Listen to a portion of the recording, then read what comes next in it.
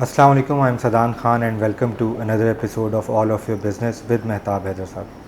Sir, Pakistan has signed a deal to export local assembled MG vehicles to Bangladesh. Could this open the door for more auto exports? Bismillah ar-Rahman ar-Rahim. Thank you very much for having me. MG is a Chinese-based manufacturing entity, and they have established their manufacturing unit in Pakistan.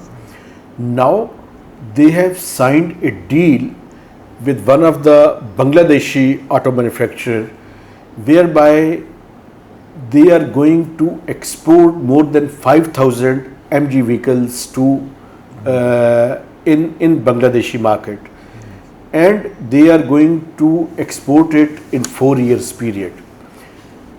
They have signed a deal, and there is a lot of potential whereby the Chinese manufacturers are ready to convert Pakistan into a hub for making exports into the different destinations, especially within the regional countries in Central Asian republics, as well as in the markets exist in the South Asian side.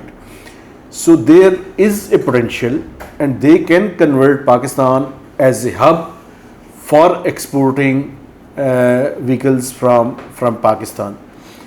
In the recent history, this is the first major deal, and it is hoped that it's going to give boost and can become a precedent for other manufacturers of Chinese as well as others to export Pakistan manufactured vehicles into the other parts of the world.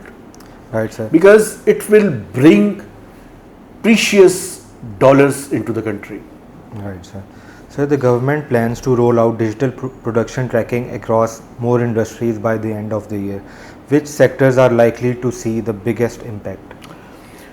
We have seen that the track and trace system has already been placed in different sectors of the economy. For instance, tobacco, for instance, sugar, for instance, beverages, for instance, cement. But now the government is going to go ahead with digital monitoring of more sectors, where the production is high in order to evade the taxes. There is still potential, and it is first time in recent history when the IMF also accepted that with improved enforcement, they have taken into account certain revenue figures turns into billions of rupees as part of the FBR strategy to fetch and maximize the tax revenues. So Pakistan has demonstrated, and FBR has demonstrated its ability that they can install the track and trace system to gauge the real production of different sectors.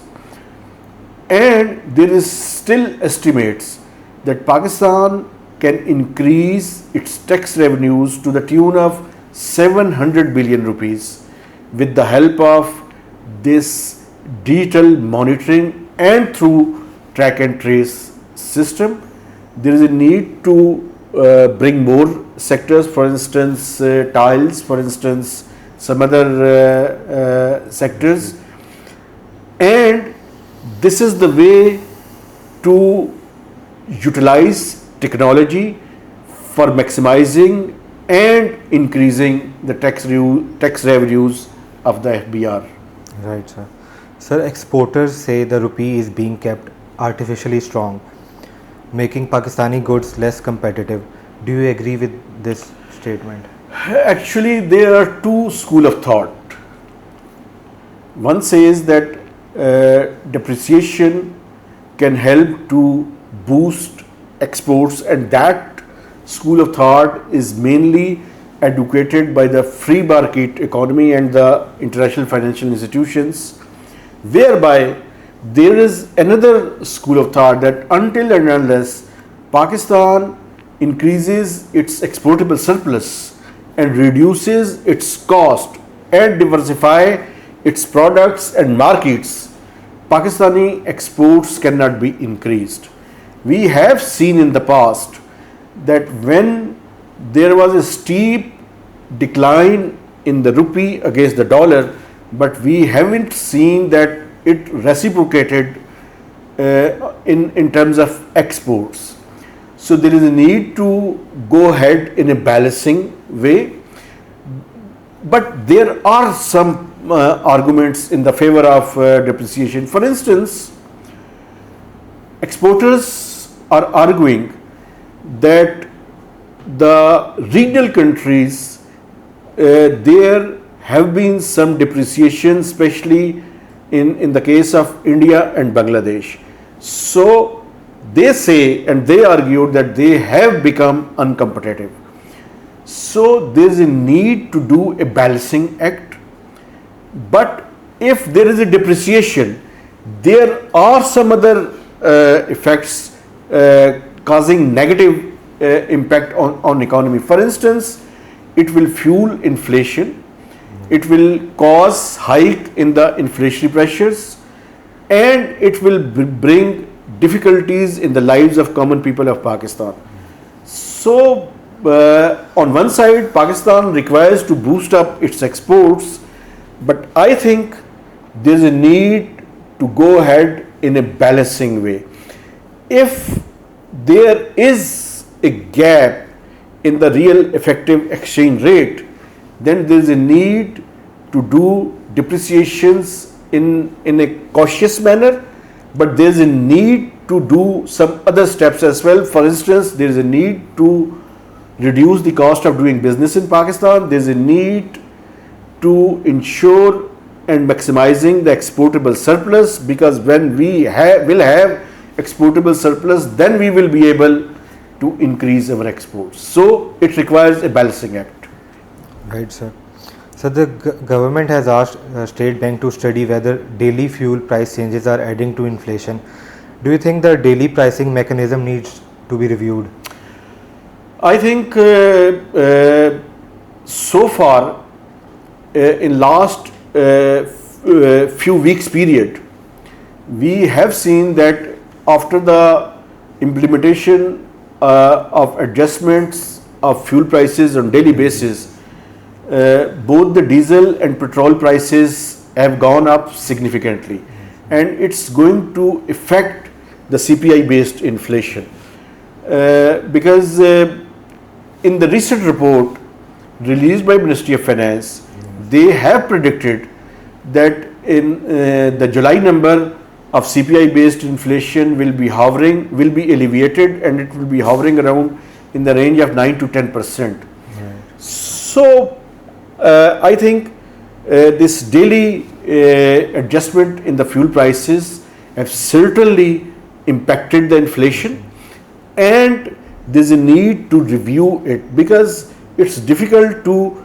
adjust in case of Pakistan, because we are oil importing country.